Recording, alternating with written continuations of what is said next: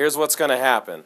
In 1805, probably the most important naval battle in the history of naval battles. And we don't usually give naval battles a lot of love. So let me see if I can get this to play. So here's what most people know when you come into my class. When you hear naval battle, here's what they think.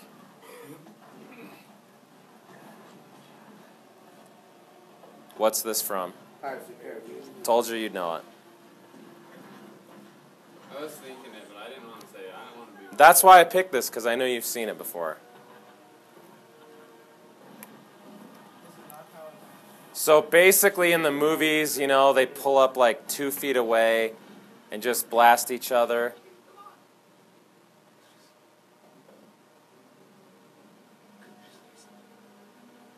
Who's that supposed to be?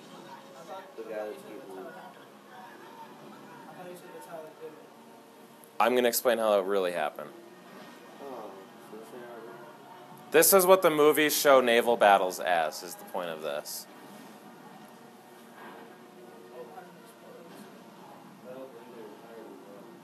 They're not entirely wrong. But it wouldn't be a movie unless like everything blew up and the ship broke in half, right?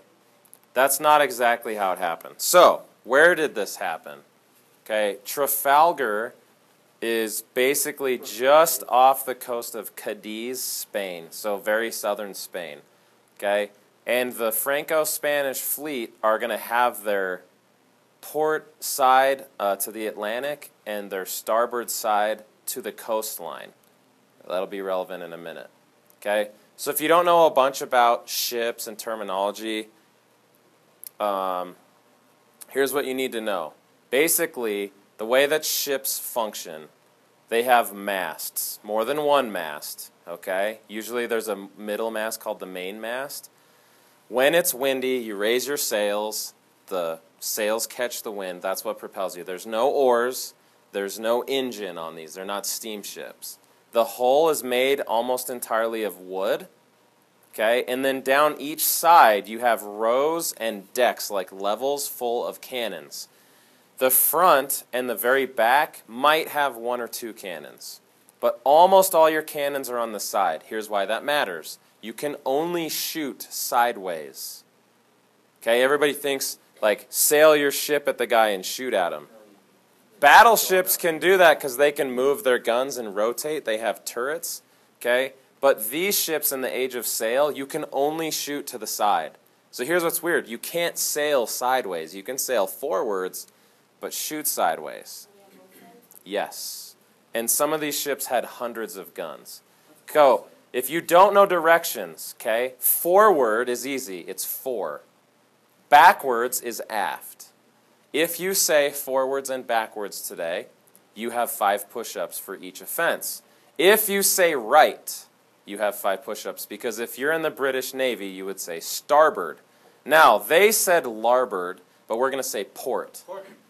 Okay? So, everybody point to your right and say starboard. Point to your right, Barney. Okay? And what's this direction? Port.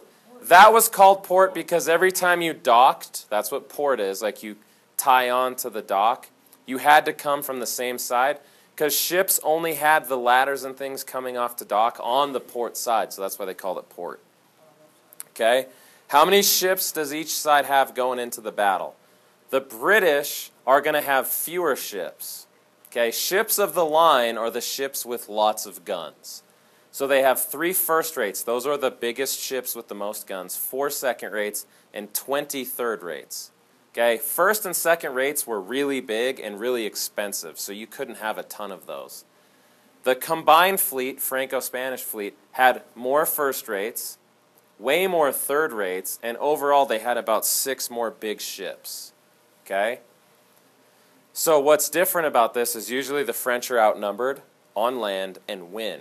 Here, they're at sea. They outnumber the British, and they're going to lose. Okay? The flagships are kind of like your capital ships, where your commanders are. They're your really important ships because they give the commands, and everybody kind of follows them. So the Victory is commanded by Admiral Nelson. I'll explain. I think Derek's related to him. And then the other squadron of British ships is commanded by a guy named Collingwood. I'll show you a picture of them. So here's the Victory. It's still in service. It's in a dock somewhere in like Liverpool, England, I think. It is still in the British Navy. It is the most famous ship ever. Okay? They won't use it anymore. Well, it's still commissioned. Yes. Okay? This is Admiral Nelson. Besides his awesome medals and sweet hat, I don't know if you can notice what's going on right here. Remember how Napoleon always had his hand in his sleeve? He doesn't have an arm. It got blown off. Okay? He also had a glass eye. He had lots of shrapnel because being the captain of the most important ship in the British Navy was a dangerous job. Okay? He's going to die at the Battle of Trafalgar. Okay? It's not his fault. Wait till you see what he did. Okay? This guy's Collingwood. He was kind of like his second command. The French, that was his ship, are led by this guy, Villanueva. The French did not have good commanders. They had bigger ships. They had more guns. But they didn't have as good a leaders, which are going to count. Okay?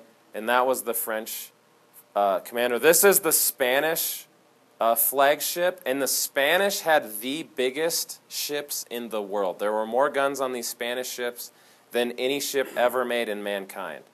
Okay? And that was the Spanish commander. So what's going to happen? Okay? Here's the Franco-Spanish fleet.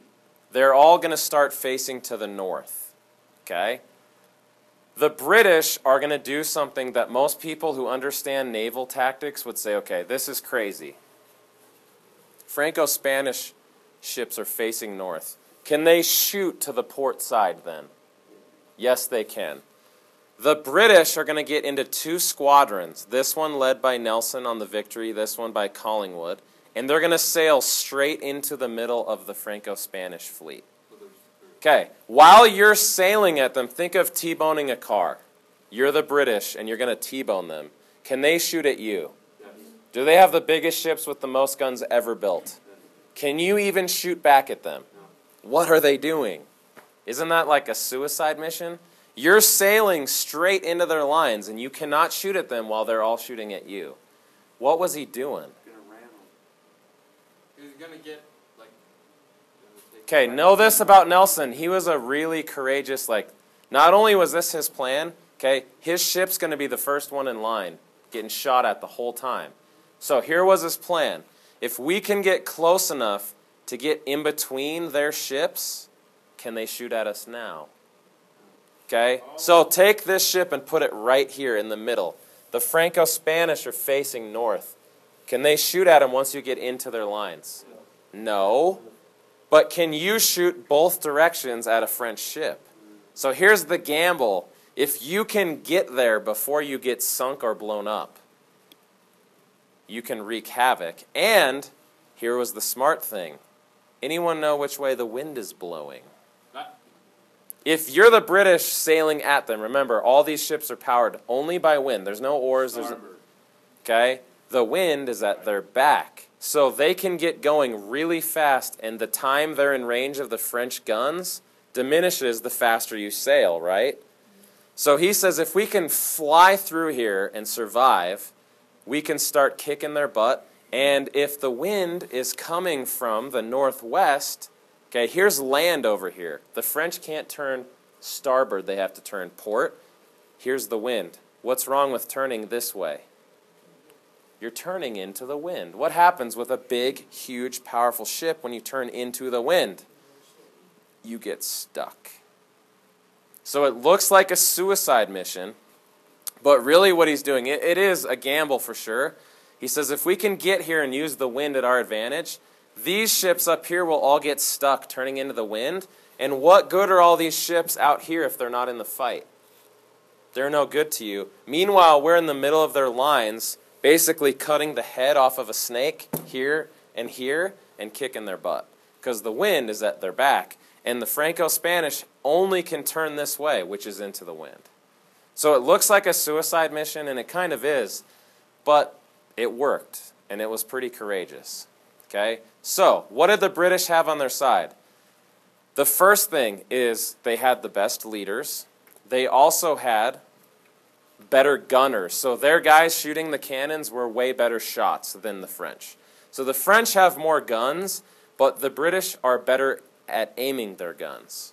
Okay? The British also had a really good system of communication. They would raise flags on a ship to send messages out to the other guys. Here's the most famous message ever hoisted on any ship.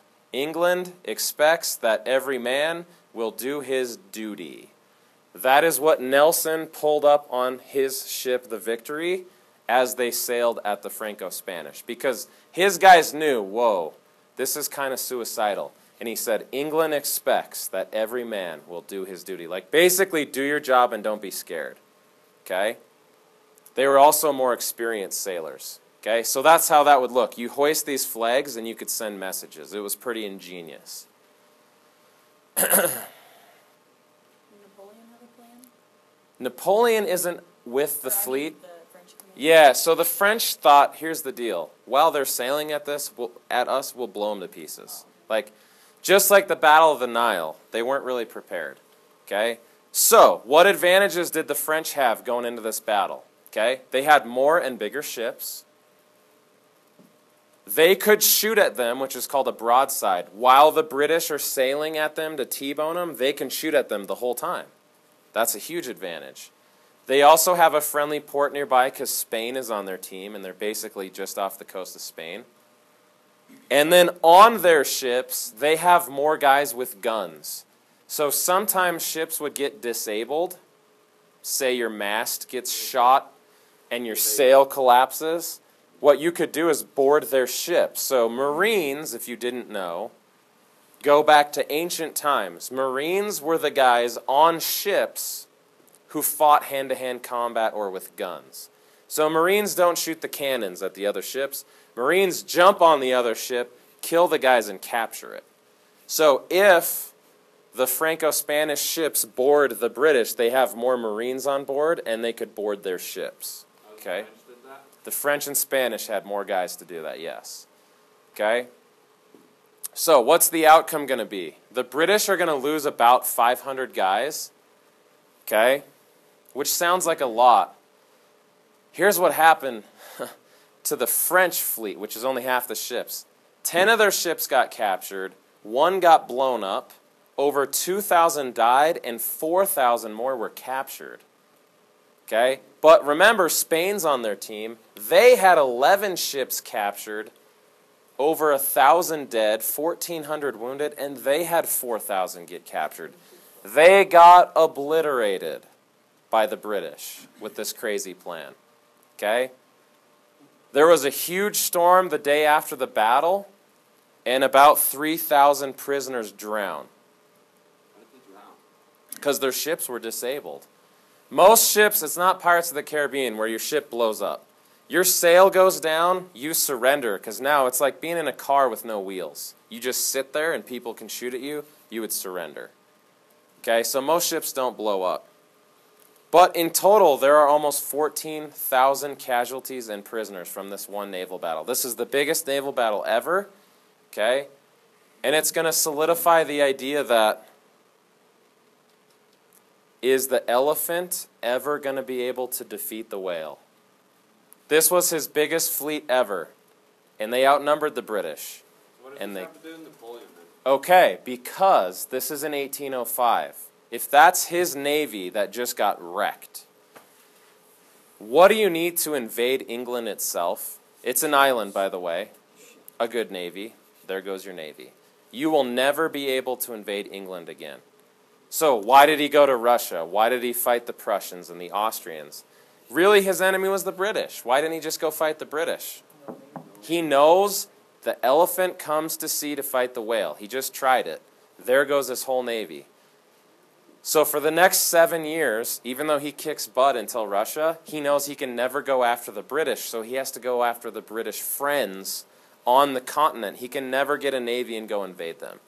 Okay? He was so desperate, once he lost his navy, he thought about different ways to invade England. One, dig a tunnel from France under the British Channel up into England. Basically dig across the sea. And then they realized that was not feasible in 1805. Then he thought about getting an army of hot air balloons, putting 5 or 10 French guys with muskets in each one, taking off from France and trying to land and basically paradrop his troops with hot air balloons into England. And then he realized that would never work. No, they just shoot the hot air. He also thought about sending a fleet of submarines under the English Channel. Because here's the thing, the British Navy's sitting there on top of the water. You're never going to get across the sea if you're the Elephant. They had submarines back then? Yeah. But they could hold 2 or 3 guys apiece, and you basically had to turn the prop. It was like basically riding a bike is how you propelled a submarine. It was never going to work to invade England. So, he can never invade England. And this solidifies that idea that when the Elephant comes out to fight the whale at sea, he gets his butt kicked. Just like the Battle of the Nile, where he lost his fleet and the guys at the Battle of the Pyramids get stranded. He's never going to be able to fight England head on. He has to fight their friends now. Okay, like the Russians, the Austrians, the Prussians, the Portuguese. The Prussians are an Eastern, angry type of German.